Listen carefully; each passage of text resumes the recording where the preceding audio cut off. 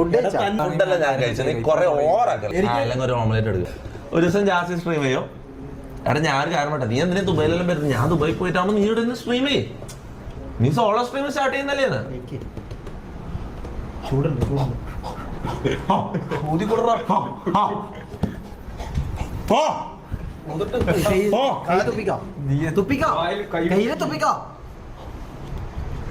എന്നാലും അതല്ലല്ലോ, എവിടെയോ വെച്ച കണ്ട പരിചയമുണ്ട്. വിജയ, നിനക്ക് അഹങ്കാരം വളരെ കൂടുതലാണ്. അയ്യോ, ഞാൻ ഒരു പാവല്ല. അല്ല, ഒരു കീഴുദ്യോഗസ്ഥൻ മേലുദ്യോഗസ്ഥനോട് പെരുമാറുന്ന പോലെ അല്ല നീ എന്നോട് പെരുമാറുന്നത്. ഞാൻ നിന്നെ വല്ലപ്പോഴും ഒന്ന് കോൺസ്റ്റബിൾ എന്ന് വിളിച്ചാൽ നിനക്ക് വലിയൊരു ഇത്. ഇന്ന് നീ എന്നെ പട്ടിന്ന് വിളിച്ചാലും ഞാൻ മറുത്തൊരു അക്ഷരം ഉണ്ടില്ല. ഇല്ലേ? ഇല്ല.